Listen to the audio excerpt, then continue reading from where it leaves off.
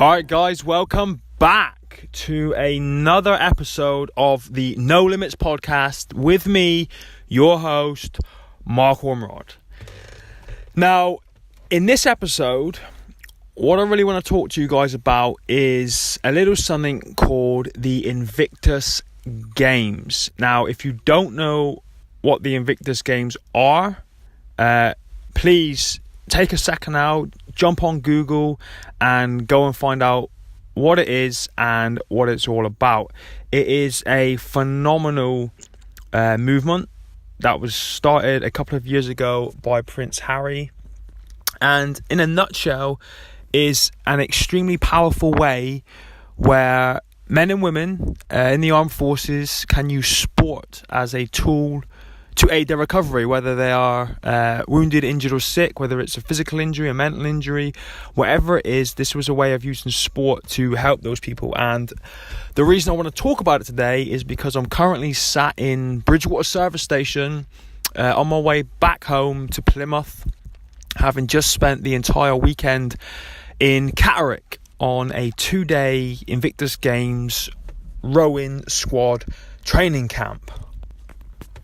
Now, the reason I want to talk about the Invictus Games today is because I wanted to share a personal story with you guys and let you know how I first came to apply for the Invictus Games, how I did, and what it really did for me in terms of my recovery, both physically and mentally. So I'm going to have to rewind the clock a little bit and go back to Christmas, I think it was Christmas 2006. Now, what I tend to do every December is sit down with a couple bits of paper. Now it only takes me about a day. In the beginning it took about 4 days, but what I'll do is I'll scribble down everything that I want to achieve in the following year. So I was looking at planning for 2017, seeing what it was I wanted to achieve, and so I sat down and I got to work with it. And while I was doing this, while I was writing these goals out, I sat there and I closed my eyes for a little bit, because I sometimes like to visualise things and reflect on things and, you know, just do that kind of little, those little bits and pieces. And I was sat there, and I don't know why, but I got a mental image of a jigsaw puzzle. And in that jigsaw puzzle was several pieces. One piece was labelled family, one was labelled career, one was labelled health and fitness, one was labelled finances. But the thing that got me was there was one missing. And I didn't really know what it was that I felt was missing from my jigsaw puzzle. And I sat there and I thought about it for a while, and I realised that the only thing that I haven't done in my recovery at that point in the last 9 years was sport. I hadn't done any type of sport whatsoever. Prior to being injured, I had full contact kickboxing, Muay Thai, and boxed at heavyweight. I had never done athletics before, you know, shot put, discus, track events, field events, none of that kind of stuff. And all of the sports, all of the adaptive sports that were really available, or at least that I knew at that time, were the kinds of sports that didn't really interest me and that I'd never done before. So that's probably why it was never on my radar. But I sat there and I thought, you know what? I'm approaching my 10-year anniversary here. You know, Christmas Eve 2007 is going to mark 10 years since I stood on an IED in Afghanistan and lost 3 limbs. So why not do something new? Why not try something I haven't tried before? Jump outside my comfort zone and try and complete that puzzle by doing something to create that final piece.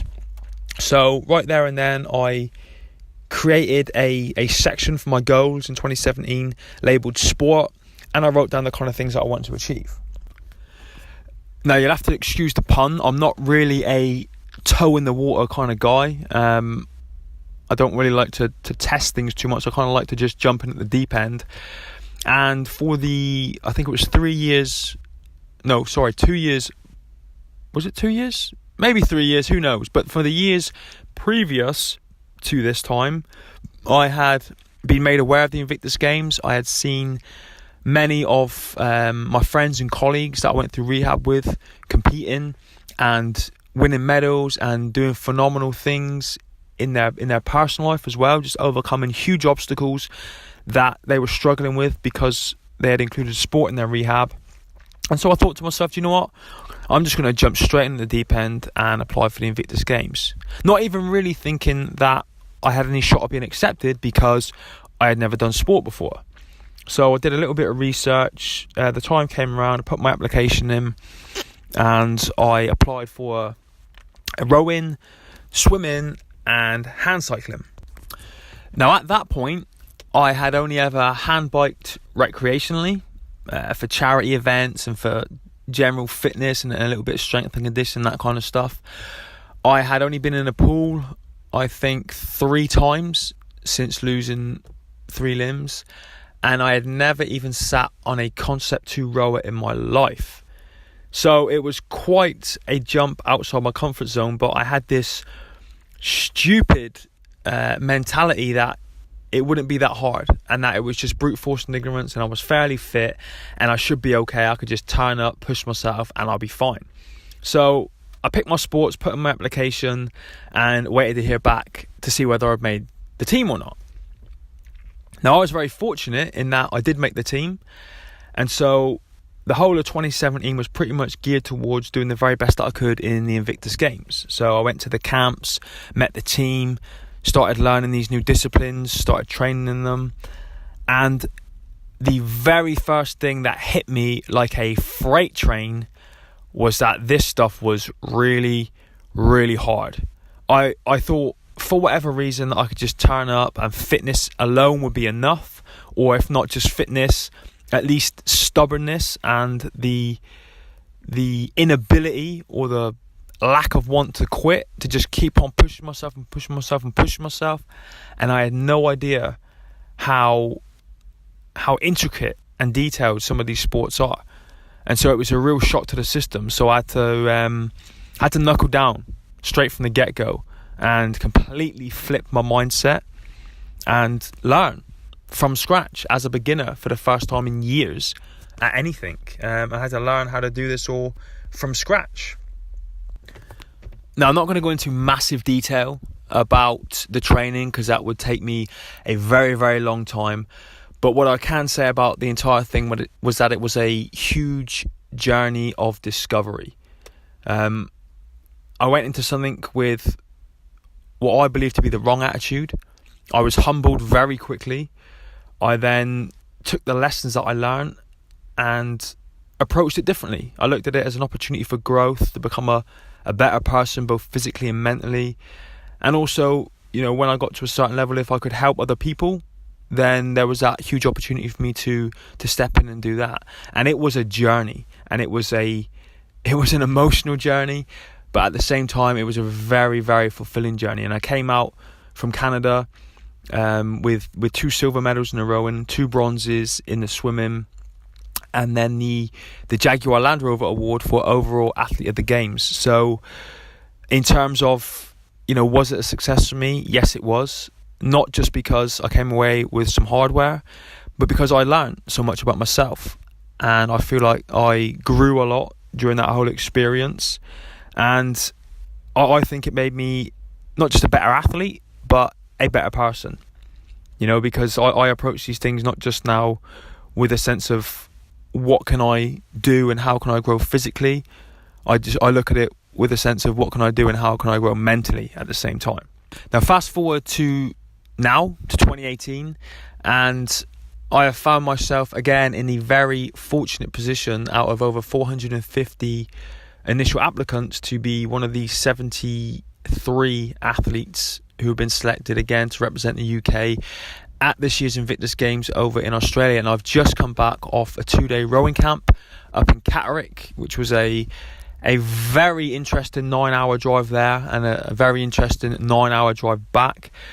But it was fantastic. I think last year, going on that journey has made me fall in love with sport, because I realised how powerful it can be as an aid, not just in, your recovery as an injured serviceman, but for anybody going through anything. Sport is a great outlet. And I've always been a big advocate of how just working out, even if you're not competing in a sport or you're not competing for anything specific, just working out is a huge, it's a tool. It's a tool for physical and mental health. I truly believe that, and it's something that I've used to great effect over the last 20 years of my life. So this was just a very quick podcast I wanted to record while I was sat in the service station. Just first of all, to try and encourage as many people as possible, if they've not heard of the Invictus Games, to go and check it out. And second of all, whether you're military or not, whether you're a civilian, whatever the case may be who's listening to this, if you've been through some tough times, and you're struggling with things, my advice, you don't have to compete. Go hit a gym. Go work out. If you are a natural athlete anyway, or you have aspirations to become an athlete, look at stepping up. I don't know what it is by the Paralympics that the civilian world offer, but there is something. There'll be something at club level, national level, international level perhaps. Go out there, find something and use it as a focus. Use it as an anchor. This whole thing for me, training, sport, working out, is an anchor for me to take me from the place where I don't want to be to the place that I do want to be. It's a healthy coping mechanism, and it's a great way, like I've said several times already, to grow not only physically but mentally as well. Guys, this was just a quick one. I'm now going to finish off my trip, get back home. I'm taking a day of rest and recovery, which is also very important. And then tomorrow morning, 05:15, back in the amputee torture chamber, ready to build on what I've worked on this weekend.